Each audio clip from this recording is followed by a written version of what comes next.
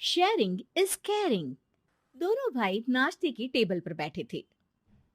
प्रियंका, मेरा नाश्ता कहाँ है? भाभी, मुझे भी ऑफिस के लिए लेट हो रहा है। इस पर प्रियंका किचन में से दोनों के नाश्ते की प्लेट्स लेकर बाहर आती है। लो भाई, आप दोनों का नाश्ता। किसी को भी 1 मिनट का सब्र नहीं है। ये प्रियंका का ससुराल है, जहाँ कोई औरत ना होने की वजह से शादी वाले दिन से ही घर के साथ दोनों भाइयों की जिम्मेदारियां प्रियंका संभाल लेती है। दोनों भाई शांति से नाश्ता कर रहे होते हैं कि अंकुश अपने भाई की प्लेट से पराठे का एक टुकड़ा उठा लेता है। आपको पता है ना, मैं खाना शेयर नहीं करता, फिर भी मेरी प्लेट में से खाना जरूरी है क्या? अरे हद हो गई है, मुझे नहीं खाना अब। अंकुर गुस्से में नाश्ता छोड़कर टेबल से उठ खड़ा होता है। अरे, ये कैसा बिहेवियर है अंकुर? एक टुकड़ा ही तो है। एक हो या आधा, मुझे भूख लगी है तो ये सिर्फ मेरा ही है। उसे भी किसी के साथ शेयर करने बैठा तो भूखा नहीं रह जाऊंगा। अरे बाबा ठीक है, अब इस पर भी लड़ाई। दूसरा बना देती हूँ, पर प्लीज ऐसे खाना बीच में छोड़कर मत जाओ। इससे अन्न का अपमान होता है। ओ प्लीज भाभी, ऐसी कोई चीज होती ही नहीं है। आपके पास पैसे हैं, खरीदो और खाओ। अगर नहीं खाया जाए तो फेंक दो। अरे दुनिया में सब यही करते हैं। अंकुर बैग उठाकर ऑफिस के लिए चला जाता है, जिसके पीछे उसका बड़ा भाई मायूस सा घर में खड़ा रह जाता है। जिसने बचपन से सोने की चम्मच में खाया हो, उसे दुनिया के बारे में क्या पता होगा। वैसे गलती तो हमारी ही है। अगर कभी बचपन में ही सही गलत का फर्क सिखाया होता तो आज ये हाल नहीं होते। आप फिक्र क्यों करते हैं जी? भगवान है, वो जो भी करता है सबकी भलाई के लिए ही करता है। और जब वो चाहेंगे तो अपनी तरह से अंकुर भैया को भी सब कुछ सिखा देंगे। पत्नी की बात पर विश्वास कर अंकुश भी ऑफिस चला जाता है। सुबह से दोपहर होती है और अंकुर लंच करने ऑफिस के पास वाले रेस्टोरेंट में पहुंचता है, जहां वो एक साथ बहुत सारा खाना ऑर्डर कर देता है। सर, क्या कोई आपको ज्वाइन करने वाला है? नहीं तो क्यों? अब कुछ नहीं सर, ऐसे ही। वेटर चला जाता है और कुछ देर में अंकुर का ऑर्डर लेकर वापस आता है, जिस पर अंकुर सब डिशेस में से थोड़ा थोड़ा खाकर बाकी ऐसे ही छोड़कर बिल देकर चला जाता है। वाह भगवान, तेरी माया। कहीं कोई एक एक टुकड़े के लिए तरसता रहता है और ये 5 लोगों का खाना ऑर्डर करके एक का भी पूरा नहीं खाते। पैसे वालों की माया। वेटर टेबल साफ कर बचा हुआ सारा खाना लेकर रेस्टोरेंट के पीछे घूम रहे बच्चों के पास पहुंच जाता है, जिसे देख बच्चों के चेहरे खिल उठते हैं। वाह, आज इतना सारा खाना आया।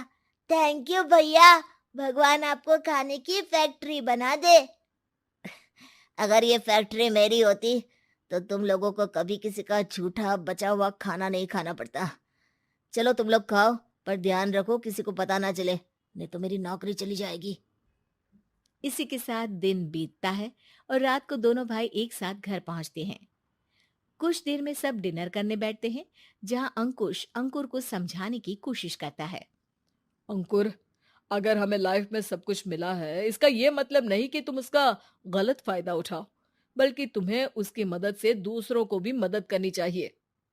भैया, जिनके पास नहीं है उनकी वजह मैं तो नहीं ना। और ऐसे बहुत लोग हैं जिनके पास सब कुछ है। इसलिए अगर मैं एक इंसान कुछ नहीं करूंगा तो कोई फर्क नहीं पड़ने वाला। तुम्हारे भैया बस एक चीज समझाना चाहते हैं कि जिस चीज की हमारे पास कमी नहीं है, उसे बर्बाद करने से अच्छा है कि लोगों के साथ शेयर करें। इससे हम सिर्फ सामान नहीं, खुशियां भी बांटते हैं, और इसमें तुम्हारा ज्यादा कुछ तो जाएगा नहीं। भैया भाभी की बात सुन अंकुर कुछ बोले बिना उठकर चला जाता है। इसी तरह दिन बीतते रहते हैं, जिसमें अंकुश और प्रियंका कोशिश तो बहुत करते हैं, पर अंकुर पर किसी भी चीज का कोई असर नहीं पड़ता। एक दोपहर अंकुर सैंडविच खाते हुए सड़क के किनारे चल रहा होता है। तभी उसकी नजर आइसक्रीम वाले पर पड़ती है और वो सैंडविच सड़क किनारे फेंक आइसक्रीम खरीदने पहुंच जाता है। अब इसे कहते हैं जिंदगी का सुख। जैसे ही अंकुर आइसक्रीम लेकर पीछे मुड़ता है तो एक आदमी को सड़क से वही सैंडविच उठाते हुए देखता है। वो आदमी बहुत कमजोर, गरीब, जैसे बहुत दिनों से खाना ना खाया हो वैसा लग रहा था। अंकुर उसके पास जाकर खड़ा हो जाता है। उसे देखकर आदमी सैंडविच अंकुर की तरफ कर देता है।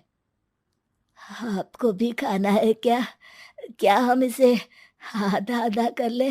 मुझे बहुत भूख लगी है। वो मेरा ही झूठा सैंडविच है।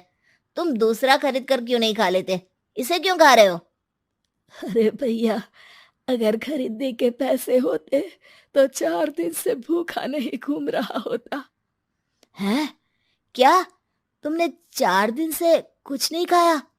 फिर भी इस आधे सैंडविच को मेरे साथ बांटने के लिए तैयार हो गए? क्यों? अरे भैया, पैसा नहीं है तो क्या हुआ, इंसानियत आज भी उतनी महंगी नहीं हुई, और ना ही उस पर अमीर गरीब का टैग लगा है जो हम उसे रख ना सके। पर अफसोस, आजकल लोगों के अंदर पोषण, खून या विटामिन से ज्यादा इंसानियत की कमी होने लगी है। आदमी की बातों से अंकुर को समझ में आ जाता है कि वो आज तक कितना गलत काम करता आ रहा था। इसके बाद से वो अपनी किसी के साथ शेयर नहीं करने और खाने को बर्बाद करने वाली आदत को छोड़ देता है।